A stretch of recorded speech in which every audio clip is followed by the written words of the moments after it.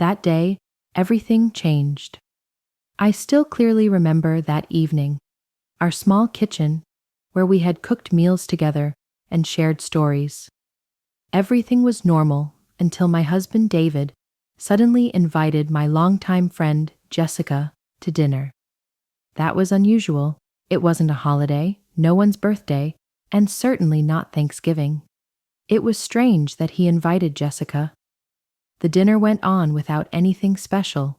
The aroma of the food, the slight bitterness of the wine on my tongue, and Jessica's laughter as she shared travel stories. Everything went on as usual until he handed me a small gift box with a bouquet of flowers. For you, me and Jessica put a lot of effort into preparing this. I hope you'll like it. I looked at the gift, my emotions mixed. I opened the box, and what I saw wasn't a sweet gift, but a divorce paper. A cold, emotionless piece of paper.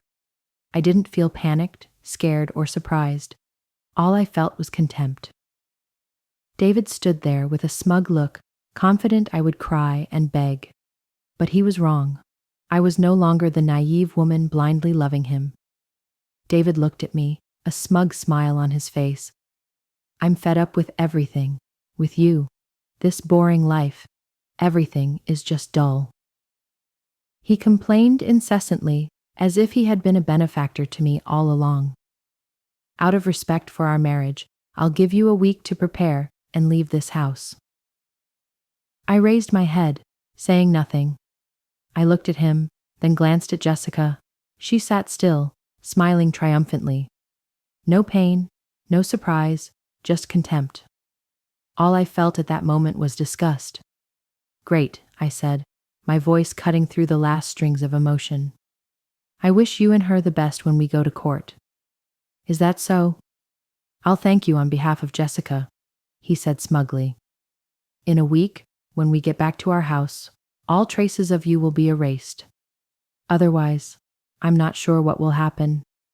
After saying that, he wrapped his arm around Jessica's waist and walked out of the kitchen. After a moment of silence, I suddenly laughed loudly. I didn't need to say anything more. Everything was clear. I didn't feel hurt. I just felt strong enough to not let anyone hurt me anymore. Not David, not Jessica, and not his family. I didn't need to cry. I didn't need to apologize or justify anything. As soon as I saw them leave in Jessica's SUV, I picked up my phone and called the lawyer I had contacted earlier, Laura Bennett, a strong, decisive woman I trusted to help me reclaim everything I deserved. Laura, let's get started. I want to end this as quickly as possible, I said, my voice calm but with a cold determination inside. He gave me a divorce gift. Now it's time for me to take revenge. I am Emily Parker. I became an orphan at a very young age.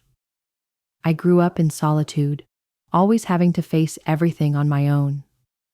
Because of this, I learned to be independent from a very young age. I never complained, never demanded. I just worked hard, hoping that one day I would build a life where I wouldn't have to worry about money or insecurity. As a child without a family, I found comfort in friendships. And then Jessica came into my life. We met in the early days of work and quickly became close. No one understood me like Jessica did. She always knew how to make me laugh, always listened whenever I faced difficulties. She was the one who made me feel like I was never alone. Jessica and we shared everything, from the joys at work to the struggles in life. She was my best friend, the one who helped me understand what it felt like to have a sister, to have a sibling. And then I met David. We met during a trip. David wasn't the special kind of person I had imagined. He was an ordinary office worker, nothing extraordinary, but he made me feel at ease, comfortable. David, with his warm gaze and sincerity in every word, made me feel like I was finally finding a place to belong. Our relationship developed quickly. We had no long-term plan, but everything seemed to happen as if it was meant to be. After 3 months of dating, we decided to get married. After the wedding, I quit my stable job at the company and switched to being a freelancer. It wasn't because I didn't love my job, but because I wanted to devote all my time to the family, be the perfect wife, take care of David, and handle everything at home. I thought I would be happy in this role.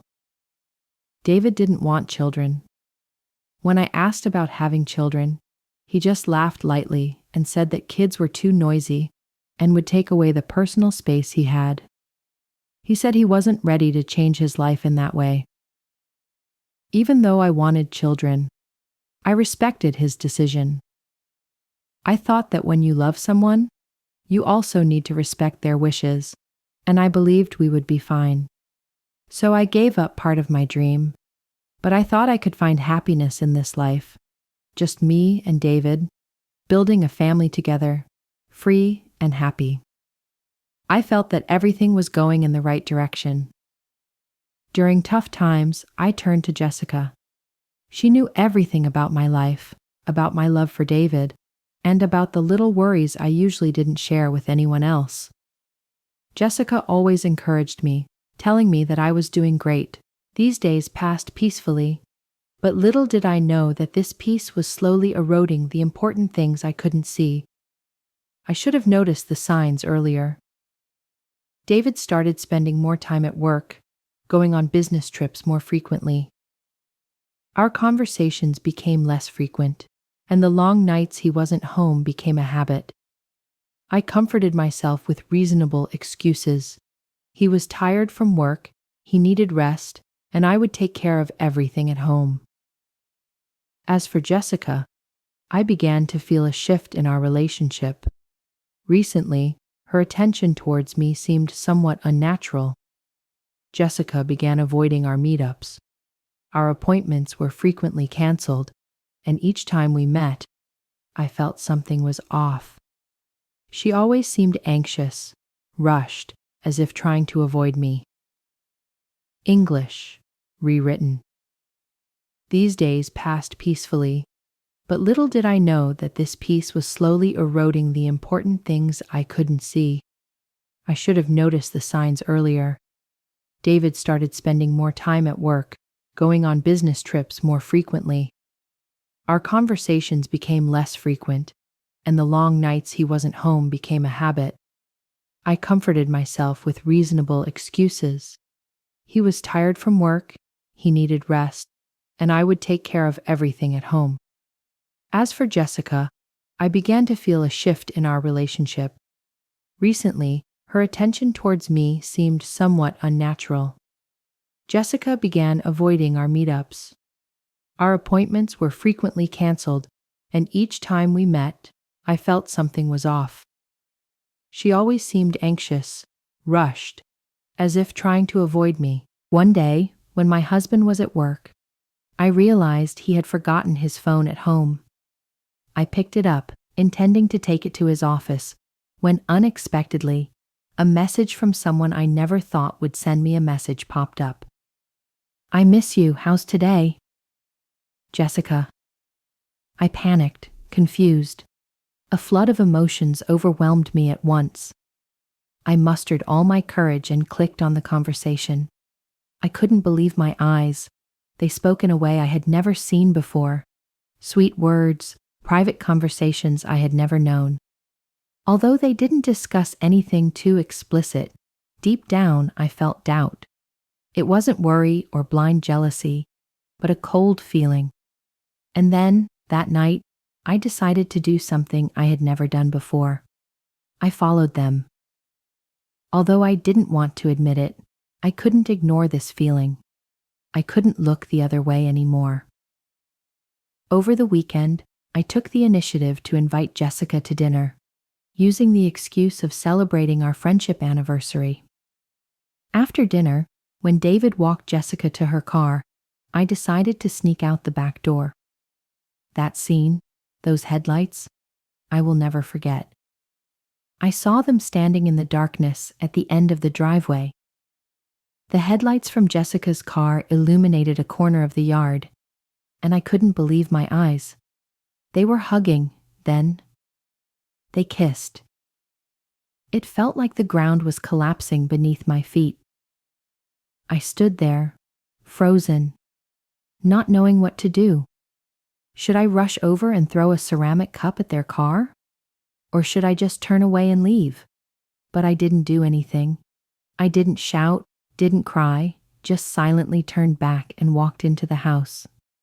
When David came back, I tried to stay calm. He had no idea I had seen everything. I just pretended like nothing had happened, as if nothing unusual had occurred. That night, I couldn't sleep. All I thought about was betrayal, the lies I had been living in for so many years. Everything felt like a game, but now I realized I had been deceived, used. And I knew, if I didn't act, I would forever be the victim in this game. The feeling of betrayal lingered in my heart. I don't remember how many days it took for me to face that reality. I couldn't continue living in a family where I felt abandoned. I couldn't stand still while David and Jessica continued to lie, still treating me like a fool. As soon as David told me he had an urgent business trip to Hawaii, I drove to my in-laws' house to seek advice. Speaking of my in-laws, we weren't very close. I only saw them for important events, like holidays or weekends, when I would take my parents-in-law to church. When I walked into the house, I didn't know if it was the betrayal playing with my mind, but I felt my in-laws were acting strangely. Richard and Margaret, David's parents, were sitting in the living room. Richard was holding a newspaper, and Margaret was rearranging the glasses on the shelf. Sarah, my sister-in-law, was a warm and compassionate woman. When she saw me, she quickly stood up, joyfully, and reached out to hug me. "Emily, what's going on? Why are you here at this hour?" I couldn't hold back the tears rising in my eyes. I didn't want to cry in front of them, but David and Jessica's betrayal was like a slap in my face. I hugged Sarah and cried uncontrollably.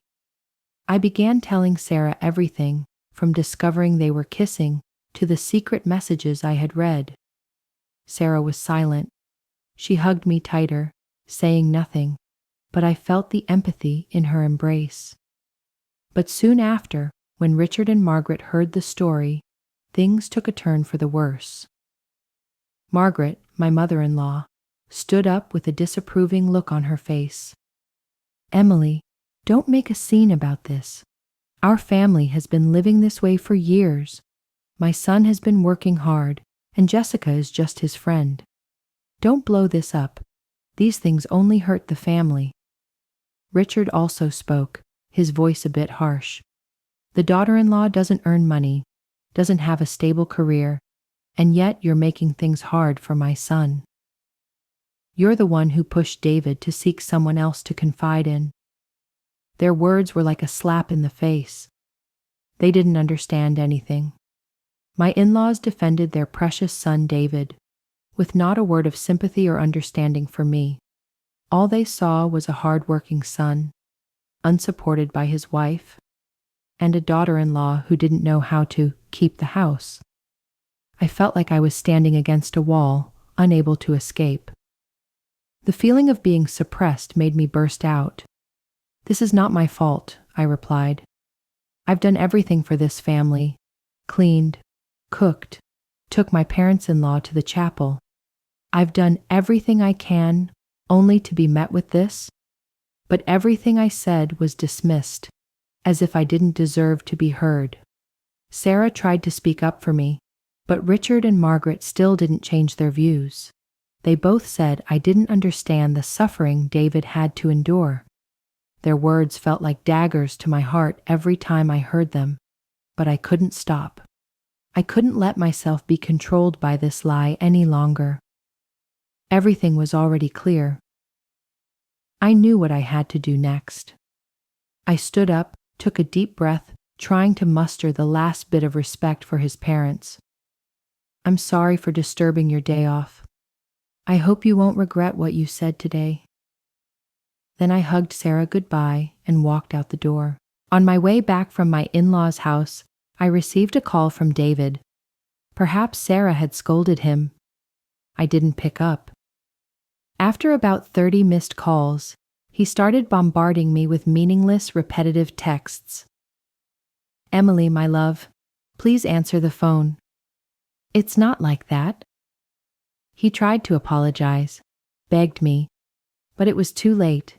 Everything was already clear. After facing my in-laws, I realized something important. I couldn't continue living in this lie.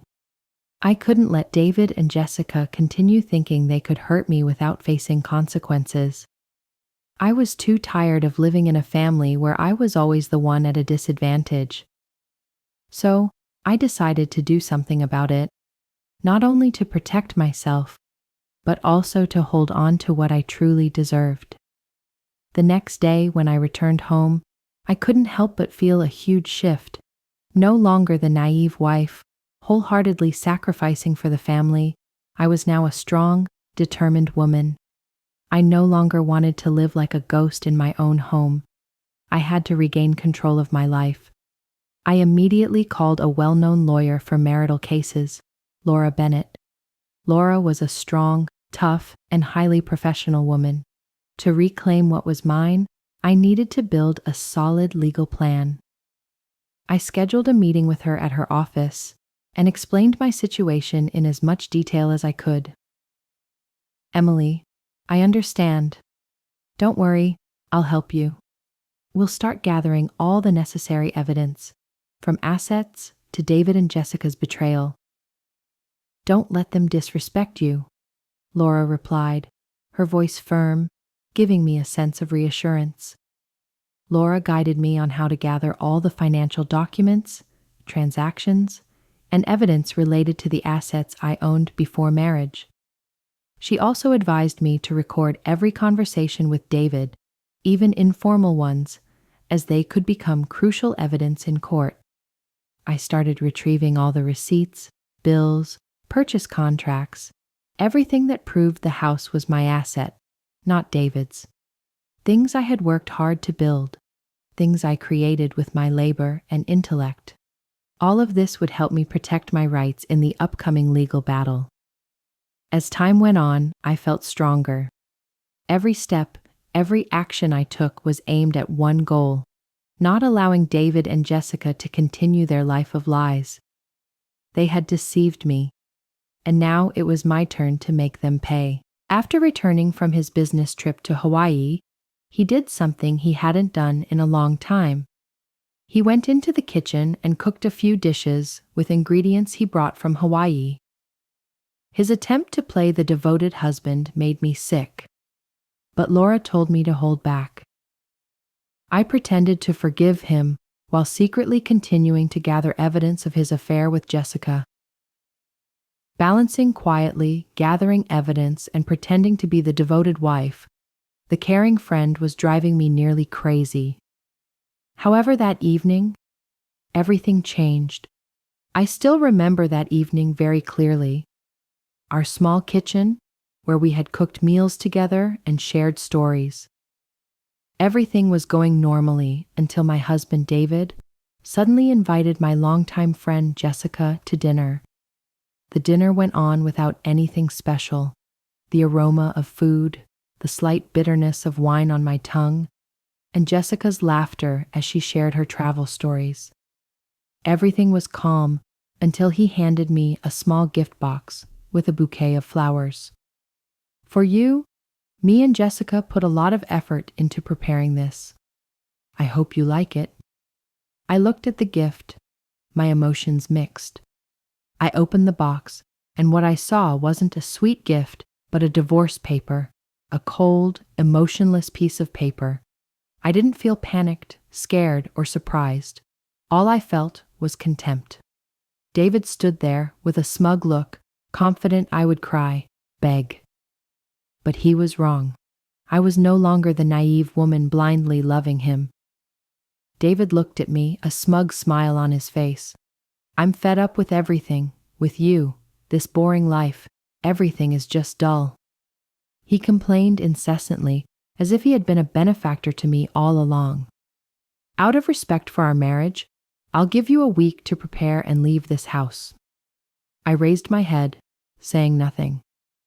I looked at him, then glanced at Jessica. She sat still, smiling triumphantly. No pain, no surprise, just contempt. All I felt at that moment was disgust. "Great," I said, my voice cutting through the last strings of emotion. "I wish you and her the best when we go to court." "Is that so? I'll thank you on behalf of Jessica," he said smugly. "In a week, when we get back to our house, all traces of you will be erased.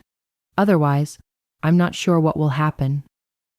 After saying that, he wrapped his arm around Jessica's waist and walked out of the kitchen. After a moment of silence, I suddenly laughed loudly. I didn't need to say anything more. Everything was clear. As soon as I saw them leave in Jessica's SUV, I picked up my phone and immediately called lawyer Laura Bennett. "Laura, let's get started. I want to finish this as quickly as possible." The next morning, when he left with Jessica, I carefully arranged my things. I divided up our personal belongings, both his and mine, things we had bought together. Then I called the moving team and packed his things along with our shared items, considering it a donation, to send to his parents' house. Strangely, when I called his parents to tell them their son would be moving back to their house, they weren't surprised or asked why. Instead, they said, "Our son is welcome, but you must stay outside. This house has no room for you." As if I needed to stay with them. Sarah didn't ask for specific reasons. She invited me out for dinner and coffee. "I hope my parents realize the issue soon," she confided. "Soon," I replied. A week later, when David came back with Jessica, he began making a fuss outside because he couldn't open the door. Of course, I had changed the locks. When I opened the door, he was surprised to see the entire house rearranged, including the furniture and wall colors. "What's going on here? Explain yourself," he shouted. "I thought your parents already told you? Don't tell me you thought they were joking with you," I said, sneering. "I've packed all your things to send there. I even threw in a few of our shared items along with the shipping fee. How about that? Pretty good deal, right?" You're crazy.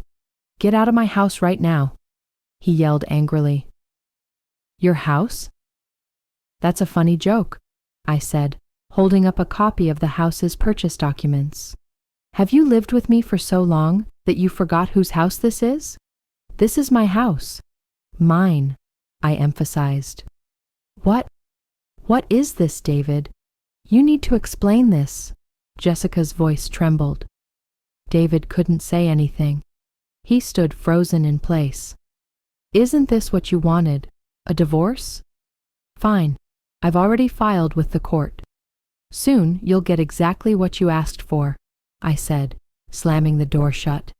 The sound of that door slamming was like a knife that split the Emily of the past from the Emily of the present and future. The day of the trial had arrived. I didn't feel afraid, nor did I feel anxious. Although divorce is a stressful process, I was fully prepared mentally and legally.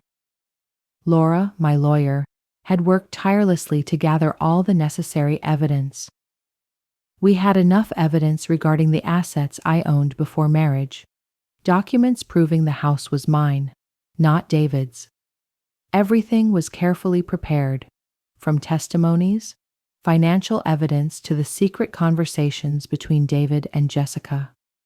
When I entered the courtroom, it felt like I was walking into a battle. But this time, I wasn't the one afraid. I wasn't the one who had to sit still and endure. I was the one standing strong, the one with power, the one ready to face everything. David and Jessica sat opposite me, their eyes avoiding mine, unwilling to look at me. David was no longer the man, the husband I had once devoted my life to loving and caring for. Jessica was no longer the close friend I once had. They were strangers, betrayers I had to face to end this marriage. Throughout the trial, I never lost my composure.